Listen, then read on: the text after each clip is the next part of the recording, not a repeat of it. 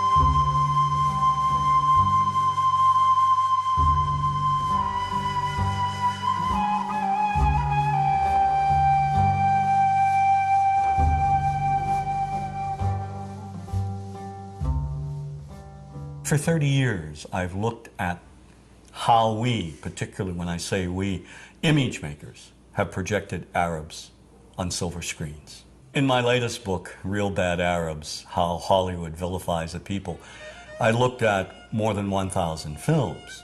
Films ranging from the earliest, most obscure days of Hollywood to today's biggest blockbusters.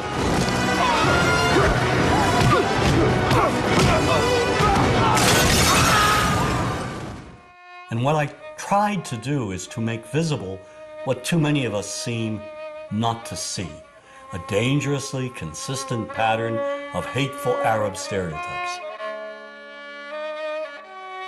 Stereotypes that rob an entire people of their humanity. All aspects of our culture project the Arab as villain. That is a given. There is no deviation.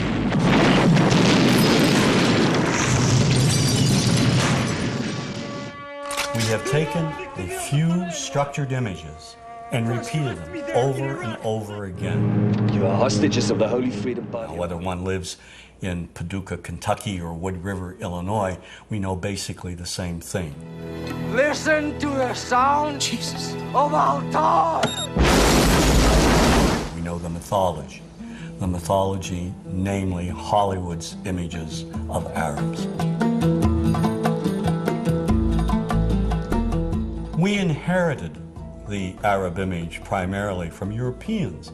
In the early days, maybe 150 years, 200 years ago, the British and the French who traveled to the Middle East, and those who didn't travel to the Middle East, conjured up these images of the Arab as the Oriental other. The travel writers, the artists who fabricated these images and who were very successful, as a matter of fact. And these images were transmitted and inherited by us. We took them, we embellished them, and here they are. When you cross the mountains of the moon into our country, Mr. Tyrone, you will be stepping back 2,000 years. We have this fictional setting called Arab Land, a mythical theme park. And in Arab Land, you have the ominous music, you have the desert. We start with the desert, always the desert as a threatening place. We add an oasis, palm trees, a palace that has a torture chamber in the basement. The Pasha sits there on his posh cushions with harem maidens surrounding him. None of the harem maidens please him, so they abduct a blonde heroine from the West who doesn't want to be seduced. Since the founding of the State of Israel in 1948, when we visit Arab our support has never wavered. We must be aware of the instant American Alibaba administration hit. has made it clear whose side we are. What we have the property masters of Hollywood going around, and they're cladding the women in see-through pantaloons, belly dancing outfits. They're giving the Arab villains scimitars, these long, long scimitars. We see people riding around on magic carpets, turban charmers programming snakes in and out of baskets. Yesteryear's Arab land is today's Arab land. You are late. 1,000 apologies, oh patient one. You have it then. I had to slit a few throats, but I got it. Disney's Aladdin was seen by millions of children worldwide. It was hailed as one of Disney's finest accomplishments. But the film recycled every old degrading stereotype from Hollywood's silent black and white past. Oh, I come from a land, from a faraway place, where the caravan camels roam, where they cut off your ear if they don't like your face. It's barbaric, but hey, it's home. Where they cut off your ear if they don't like your face. It's barbaric, but hey, it's home. Now, how could a producer with a modicum of intelligence, just a modicum of sensitivity, let a song such as that open the film? But this moves way beyond one song. You must be hungry. Here you go. You'd better be able to pay for that. Do you know what the penalty is for stealing? No, no, please. The Arab is one-dimensional caricature, cartoon cutouts used by filmmakers as stock villains and as comic relief. And so over and over we see Arabs in movies portrayed as buffoons, their only purpose being to deliver cheap laughs. You see this in the Joey Heatherton film, The Happy Hooker Goes to Washington. Every night I was forced to perform unspeakable acts with circumcised dogs. Oh, dogs are better than sheep. They're cleaner, I know, I've tried both. And over again, they're portrayed as inept. So, in a movie like True Lies, not only are the Arabs dangerous, they're also incompetent. We are all prepared to die. With one turn of that key, 2 million of your people will die instantly. What key? That key! Who's taken the key? One actor who excels in his portrayal of Arabs as buffoons is Jamie Farr in Cannonball Run 2. I have a weakness for blondes and women without mustaches. All the stereotypes are here. Too rich and stupid to know the value of money. Get me 12 sweets. Better yet, the entire floor. And of course, he's oversexed, lecherous, uncontrollably obsessed with the American woman. Here, my desert blossom. Give the change. Have you ever considered joining a harem? And so another pattern is the lecherous Arab. In Jewel of the Nile, Sheikh Omar tricks Kathleen Turner. How? He convinces her to come with him to Arab land. Then he imprisons her. You stay here and you write what I tell you to write. We see the same sort of ominous seduction and protocol. The entire plot revolves around an Arab emir's infatuation with the blonde, blue-eyed Goldie Hawn. In the Bond film, Never Say Never Again, Kim Basinger is abused by the most sleazy-looking Arabs imaginable. She's tied to a pole, stripped to her underwear, and auctioned off to primitive-looking Bedouins. And in Sahara, Brooke Shields is also kidnapped and presented to the lecherous Arab sheikh for his own perverted pleasure. Get away from me, you dirty bitch! More than 300 movies, nearly 25% of all Hollywood movies that in one way or another demean Arabs contain gratuitous slurs, or they portray Arabs as being the butt of a cheap joke. We were going on a Mecca scene, and the plane is full of Arabs with these animals. Goats, sheep, chickens. I mean, they don't go anywhere without their goddamn animals. We had to put plastic in the cabins. You know, they urinate, they defecate. You have films by Neil Simon, like Chapter 2. The beginning of the film, the protagonist arrives back from London, and his brother says, "How was London?" And he says, "Full of Arabs." How was London? Full of Arabs. Well, imagine if he had said, "Full of blacks, full of Jews, full of Hispanics." I mean, that's ridiculous. Why do we do these things? We got a bite. One of the most offensive films with the gratuitous images, Father of the Bride 2. It features Steve Martin selling his house to a Mr. Habib. We like house very much. When you can move out. Excuse me? The Habibs would like to buy the house, George. It's exactly what they've been looking for. It's when you can move. We need house a week from Wednesday, and my wife wants flower dishes in kitchen. You sell, we pay top dollar. When Habib's submissive wife tries to speak, he shouts gibberish at her.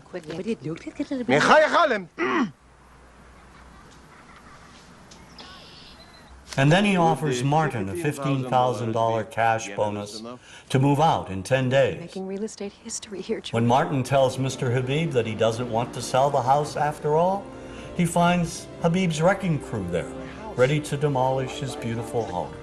And in a scene that calls to mind one of the most degrading stereotypes of the Jewish people, Mr. Habib demands an extra $100,000 to sell the house that he has owned for just a day back to Martin. You want me to take out a loan on something I owned free and clear just 24 hours ago? Well, that is up to you, George. Your path, your fence, your memories. Now, if you looked at the other Father of the Bride films, Elizabeth Taylor, Spencer Tracy, there were no Arabs or Arab Americans. So why does Disney inject these horrific, sort of offensive characters in Father of the Bride Part 2? It's the same reason that in Gladiator, the slave traders who kidnap Russell Crowe and bring him back to Rome are Arabs. I mean, this is ridiculous. I mean, why does Hollywood inject Arabs, scenes of Arabs, and or slurs demeaning Arabs in movies having nothing to do with the Middle East? So you're sitting like I am, for example, watching Back to the Future about a mad scientist. And yet, early on in the film, we see these ugly, inept Libyans with machine guns in a parking lot trying to gun down the protagonist. I mean, why?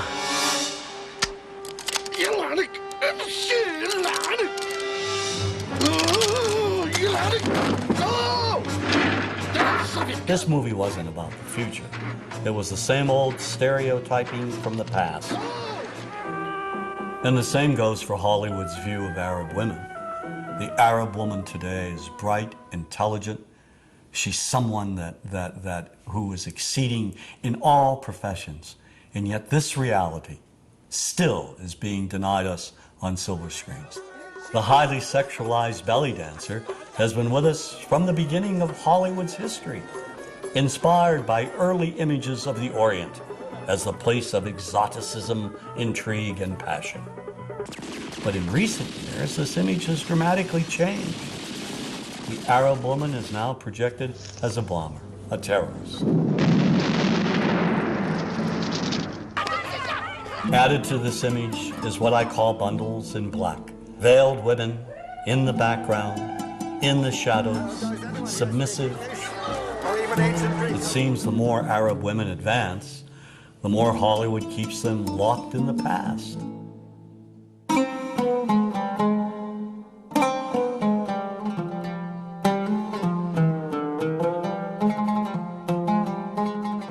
Politics and Hollywood's images are linked.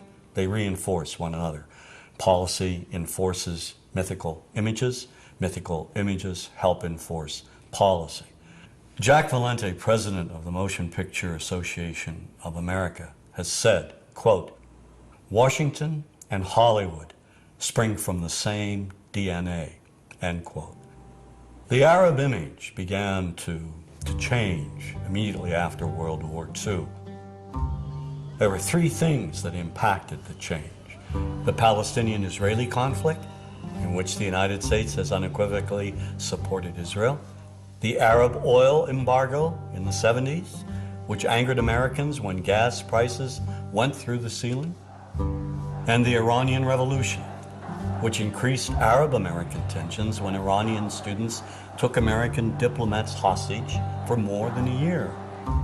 These three pivotal events brought the Middle East into the living rooms of Americans, and together helped shape the way movies stereotyped Arabs and the Arab world.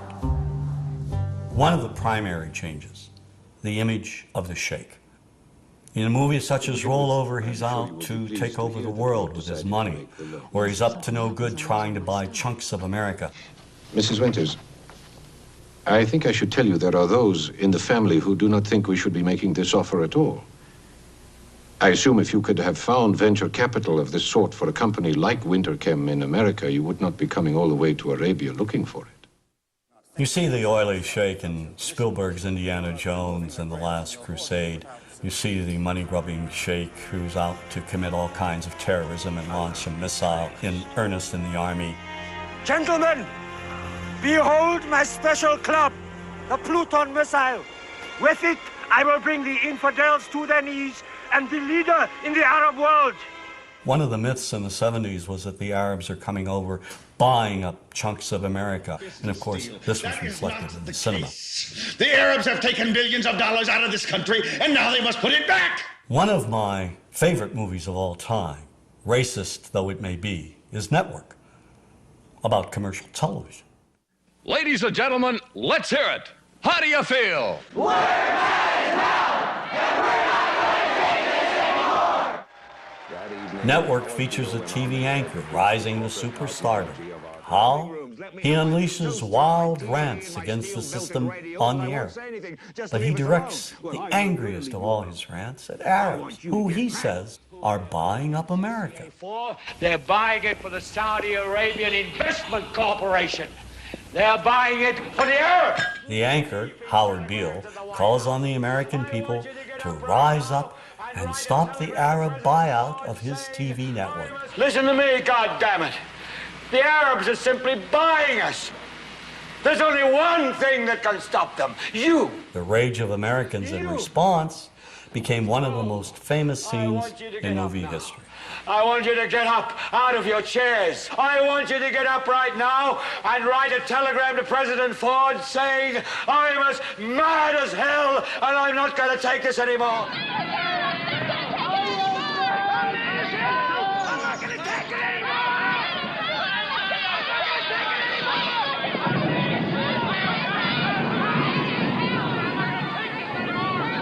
This kind of anger, the anger born of fear, all of it in response to a perceived conspiracy and threat by a specific group of people, well, we've seen and heard this before.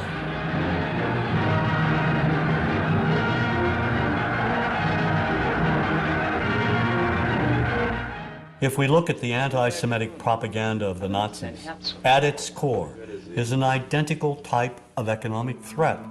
This economic myth even made its way into children's books. Sadly, the popular image of Jews in Nazi propaganda resembles the popular image of Arabs in some of our most beloved Hollywood movies. The only difference being that the Arab usually wears a robe and headdress.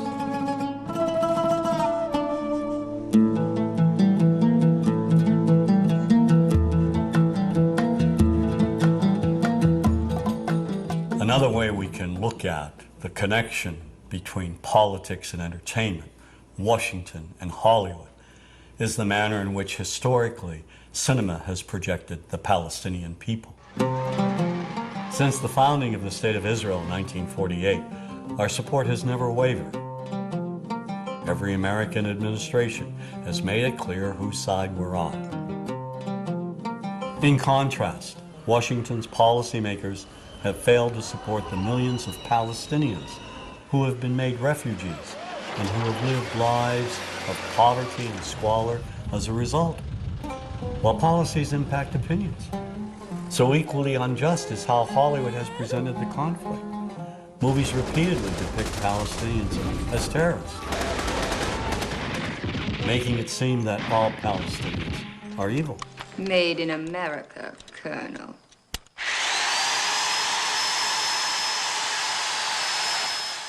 Now that image has been perpetuated by Hollywood films, beginning with the film Exodus. It dealt with the very early conflict. Here, Palestinians are either invisible or they're linked with Nazis, perpetrators of horrific acts. The 1966 movie cast a giant shadow is another early film presenting Israelis as innocent victims of Palestinian violence. Kirk Douglas is an American military specialist, and he goes to assist the Israelis. Some of the dialogue in this film reads like it came straight from the public relations department of the Israeli government. Now, here's a country surrounded by 5 Arab nations ready to shove them into the Mediterranean. No guns, no tanks, no friends, nothing. People fighting with their bare hands for a little piece of desert. The Palestinians in this movie are the lowest of the low. We see them solely as vicious gunmen, wide-eyed maniacs. They will kill anyone, anywhere, anytime, for any reason. There's one brutal image in particular of a burnt-out bus with a dead Jewish woman tied to its side, with the Star of David carved into her back. And when the Palestinians finally speak, they mock and psychologically terrorize another woman trapped in a bus.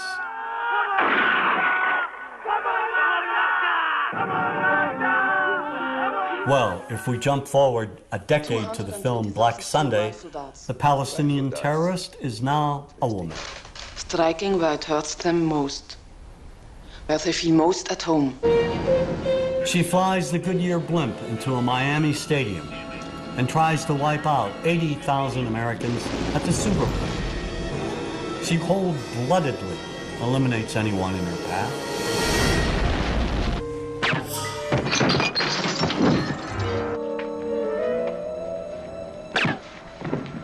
The movies that we see basically follow Washington's policies. It's reflected in the cinema over and over again, particularly during the 1980s and the 90s, where you had perhaps 30 films which showed Palestinians as a people who were intent on injuring all Americans. How may we help you, Jad? One of the most despicable portrayals of Arabs and Palestinians occurs in the 1987 film Death Before Dishonor. First, they murder a guard, and then slaughter an Israeli family.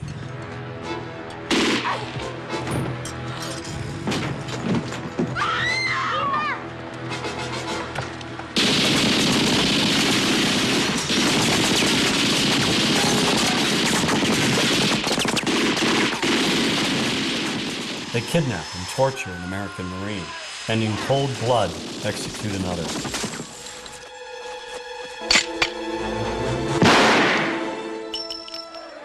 And they burn the American flag right in front of the American embassy, and then dispatch a suicide bomber to blow it up.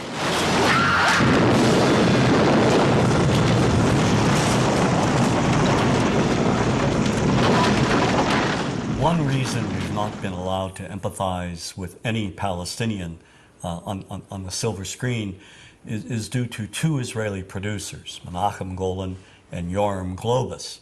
These 2 filmmakers created an American company called Canon, and they released in a period of 20 years at least 30 films which vilify all things Arab, particularly Palestinians. They even came out with a film called Hell Squad, showing Vegas showgirls trouncing Arabs in the middle of the desert.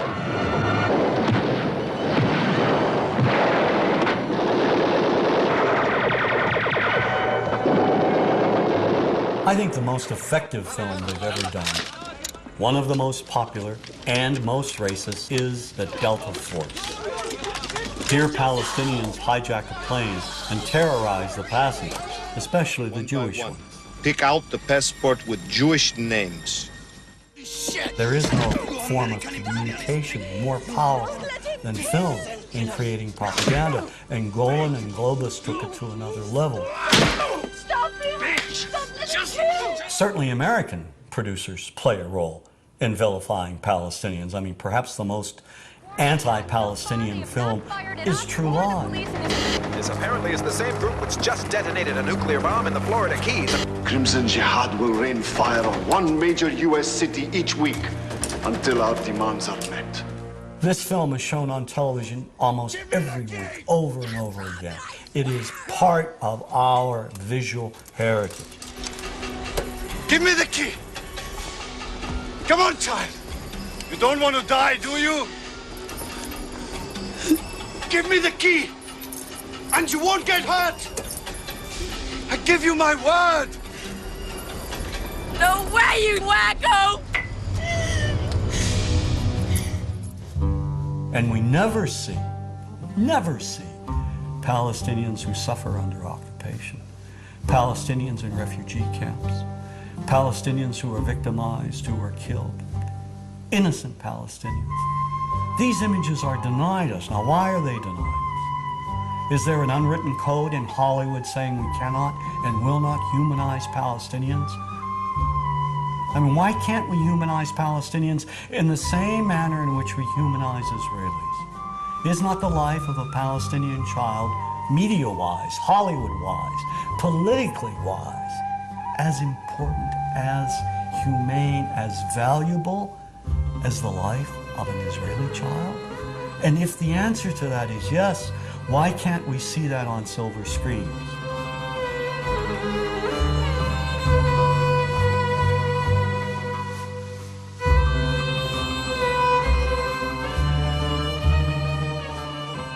To solidify Washington's connection with Hollywood, simply look at the films produced in cooperation with the Department of Defense, showing our men and women in the armed forces killing Arabs at random. Like Iron Eagle, where a teenager goes over and bombs up an Arab country.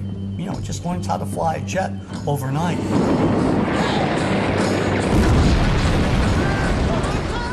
And then, of course, Navy SEALs, where Charlie Sheen goes over to Lebanon and obliterates scores of Arabs.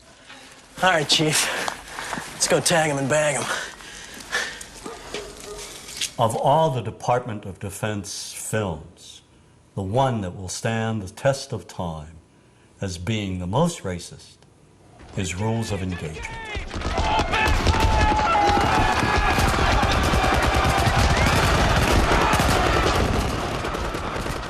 The film was written by former Secretary of the Navy, James Webb.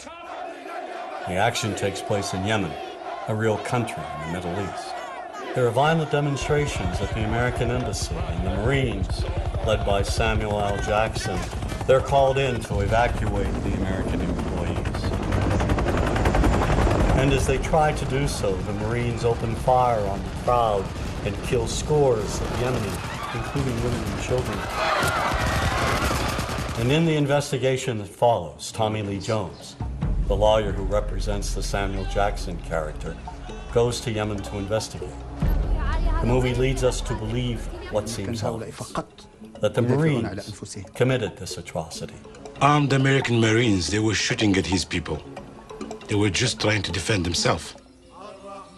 During his investigation, Jones's character sees a little girl with only one leg. He follows her, comes upon a hospital ward full of civilian victims. He finds an audio tape by the bed of one of the victims. And when the tape gets translated in court, we immediately begin changing our minds about who is responsible for this massacre. To kill Americans and their allies, both civil and military, is duty of every Muslim who is able. We discover that the Yemeni civilians aren't so innocent after all. It turns out they fired on the Marines first. And in a moment that will live in Hollywood infamy, we suddenly learn that the little girl we've been sympathizing with, the very girl whose humanity and innocence may have broken down our stereotypes, well, she's no better than those other Yemeni terrorists. As a result, when Samuel L. Jackson delivers the key line, "Where's the motherfuckers?" we're now on his side.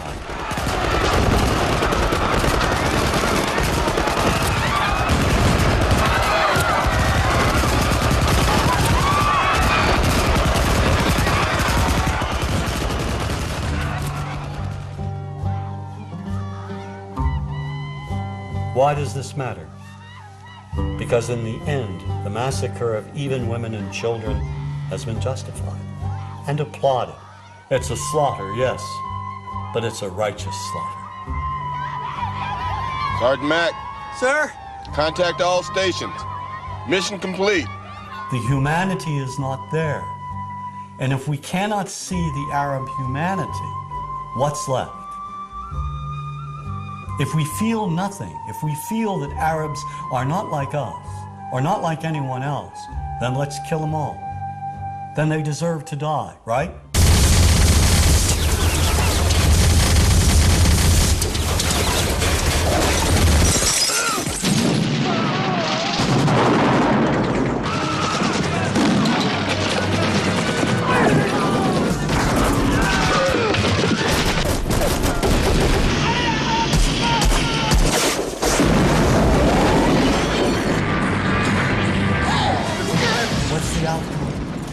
What do Arabs think of us that see these movies?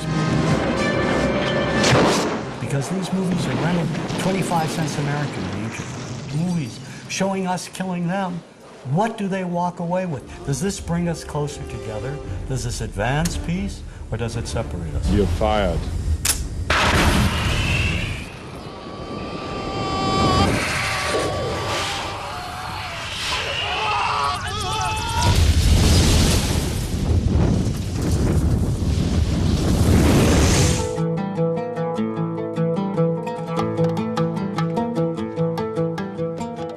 Islamophobia now is a part of our psyche. Words such as Arab and Muslim are perceived as threatening words. And if the words are threatening, what about the images that we see in the cinema and on our television screens? We are at war with Iraq. We went to war in March of 2003. But didn't our entrance to the war, wasn't that made a lot easier, primarily because for more than a century we had been vilifying all things Arab? And now, given what happened with 9/11, the tragic events that took place on that day where 19 Arab Muslim terrorists were responsible for the deaths of nearly 3,000 people. Now, instead of saying that's the lunatic fringe, we say, no, no, no, no. The actions reflect the actions of 1.3 billion people. Now that's dangerous. We don't say that the actions of Ku Klux Klan members, who are Christians, represent Christianity, do we? Look at Oklahoma City.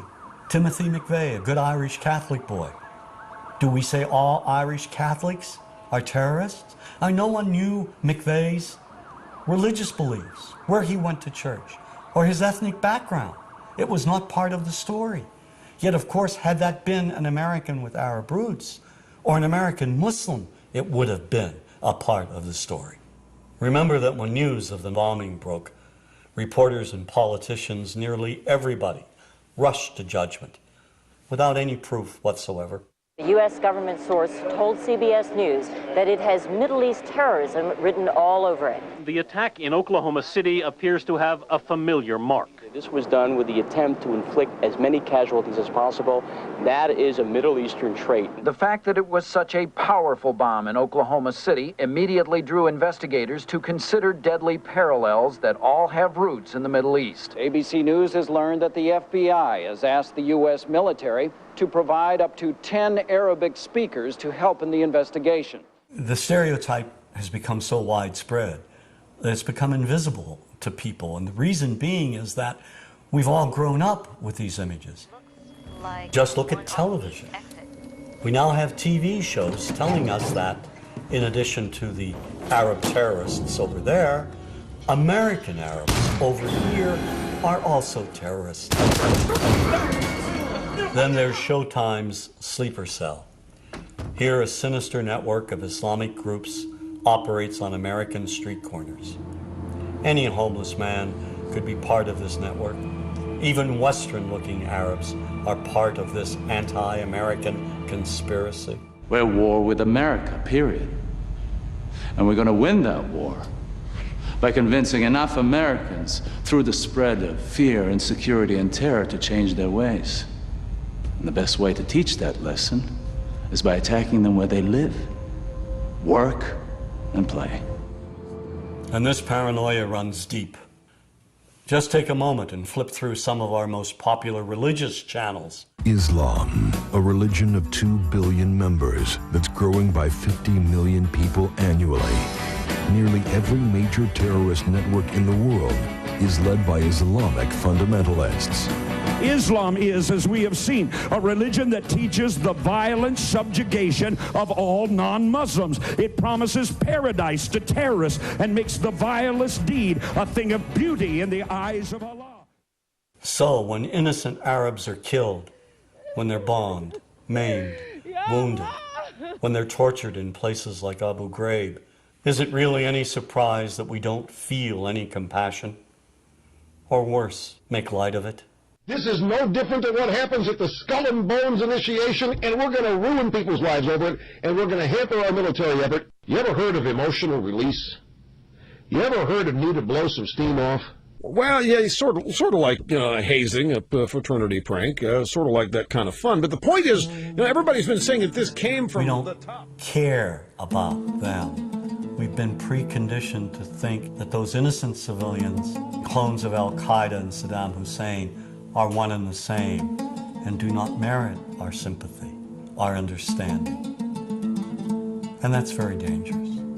According to the FBI, hate crimes in America targeting Muslims or people who just appear to be Middle Eastern surged in the aftermath of 9/11. Since 9/11, if you are an Arab American or a Muslim American and you go to an airport, you're automatically profiled.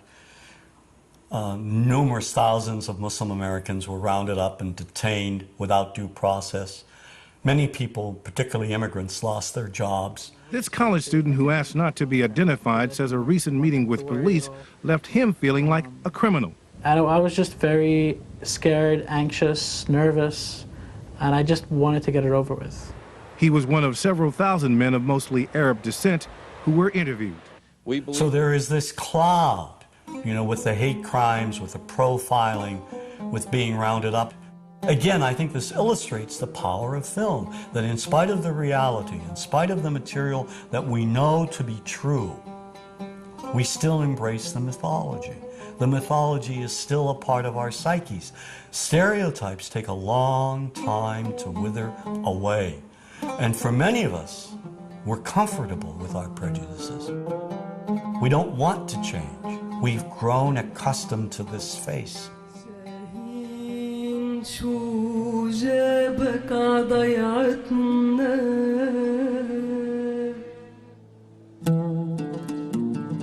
When we think of Arabs, what do we see? What images come to mind? Do we see actual people? People who, despite real cultural or geographical differences, do pretty much the same things that we do. When we think of Arab women, what images come to mind? Do we see women who laugh and play and who adore their children? Women who work in the home as well as outside? Would it come as a surprise to know that in many Arab countries, a majority of college students are actually women? What's our immediate image of Arab men? Do we see loving fathers? Men who want to provide for their families? What about Arab teenagers? Do we see them the way you would think about teenagers in other parts of the world? Then there's religion in the Arab world. Do we see it as all-encompassing, dominating everything else?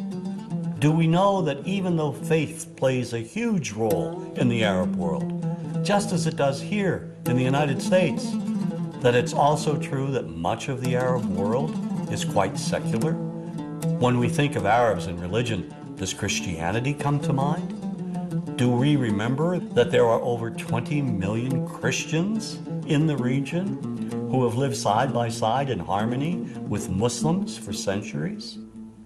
To their credit, some filmmakers have shown Arabs and American Arabs in all their complexities. An excellent way to shatter a stereotype is through laughter, through comedy. So we have comedians. Comedians have done this historically, black comedians, Jewish comedians. So we see Arab comedians doing this, and this is one way to release the tension. I'm paying on a credit card, true story. Guy behind the counter picked up my credit card, sees the olive part, looks at me all weird. He's like, hey buddy, what kind of name is that?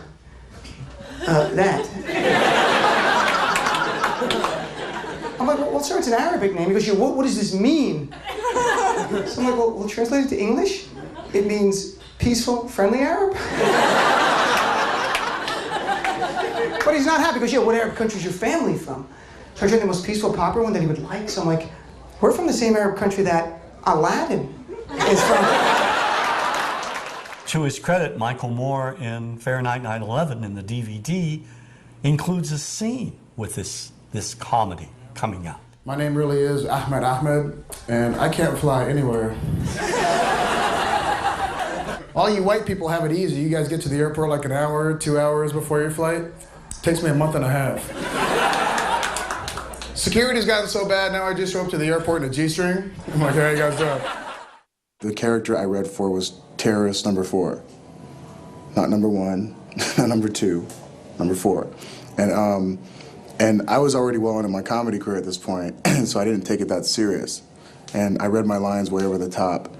And, you know, I was like, sit down, you will obey, or I'll kill you in the name of Allah, you know, stuff like that. And the director went nuts, and he was like, that was brilliant, Ahmad. Let me see you do it again, but this time with more, you know, Arab, you know how your people are very, you know, he's trying to say that we're angry. And I was just like, okay, angry, is that what you want? Yes, yes. So I did it one more time, and I got a call the next morning that they want to use me in this movie. And I started laughing on the phone because I wasn't even, like, I was making fun of the role. I wasn't trying to be like that. And that's what they want, though. And once we begin to humanize Arabs and Muslims, to project them as we project other people, no better, no worse, then the stereotype gradually diminishes. In movies such as A Perfect Murder, we see an Arab-American detective befriend the heroine.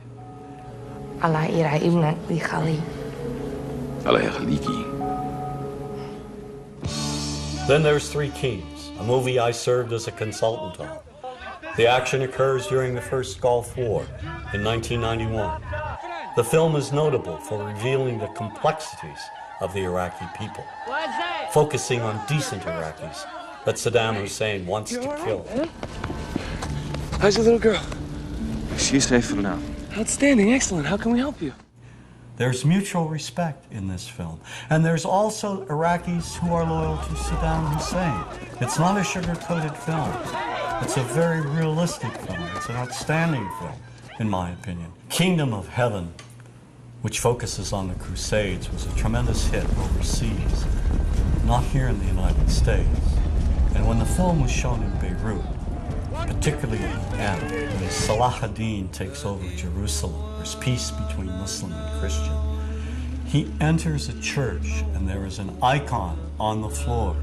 Salah ad-Din sees the icon, respectfully picks it up and places it back on the altar. When audiences in Beirut saw that, they rose to their feet and applauded. We're talking about Muslims as well as Christians applauding the act of a Muslim who embraces religious tolerance. There is this need of Arab audiences to embrace American films that show them in a respectful, honest, fair manner. And with the release of George Clooney's Syriana, I have hope that Hollywood may be listening. The film has some unflattering yet honest depictions of Arabs, but it also presents an Arab prince as one of the film's few decent human beings. The British-educated prince wants to bring democracy to his country, and his ideals get him and his family murdered. I want to create a parliament. I want to give women the right to vote. I want an independent judiciary. I want to start a petroleum exchange in the Middle East. I'll put all of our energy up for competitive bidding. I'll run pipe through Iran to Europe like you proposed. I'll ship to China. Anything that achieves efficiency and maximizes profit. Profit which I will then use to rebuild my country. Great, that's exactly what you should do. Exactly.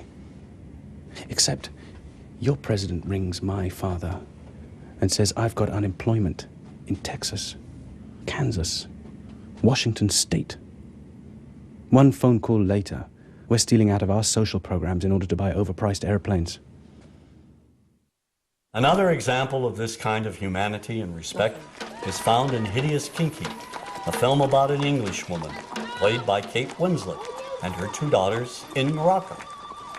Winslet's relationship with her Moroccan lover is beautifully and lovingly displayed. And when she doesn't have the money to return home to England with her daughters, he makes hard sacrifices to make it happen. There's a tender and moving scene at the end. The Moroccan catches up with the train they're on to say goodbye, to wish them well. We see the warmth and love that exists between them.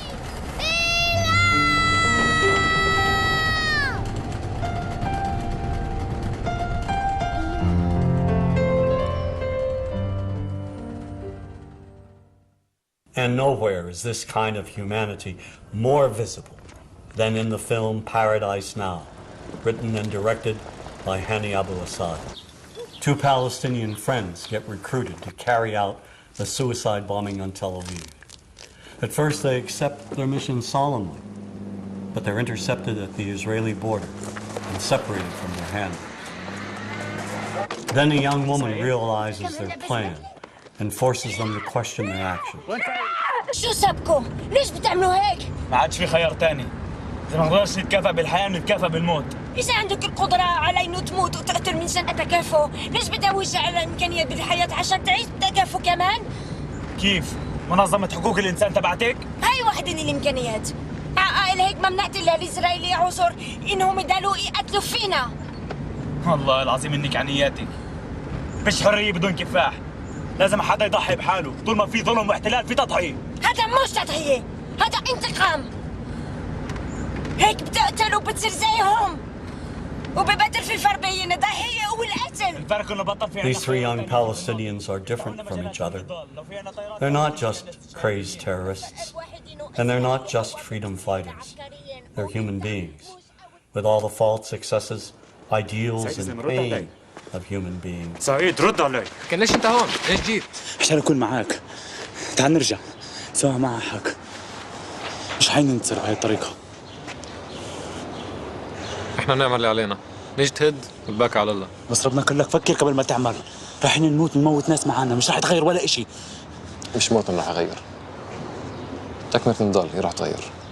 انا ما عنديش خيار تاني على التكملة. إذا ما تغيرش إشي. رد إذا ما تغيرش إشي. I'm an optimist and I believe in the future, particularly in young filmmakers. The stereotype will change. It will change because young men and women who are entering the profession will see that there has been a grave injustice committed, and they'll make attempts to correct it. It's only a matter of time as to when this will happen, but it will take place. Look, we've unlearned many of our prejudices against blacks, Native Americans, Jews, other groups. Why can't we unlearn our prejudices against Arabs and Muslims? What matters is not to remain silent. I think whenever we see anyone being vilified on a regular basis, we have to speak out, whether we're image makers or not. We have to take a stand and say this is morally and ethically wrong to demonize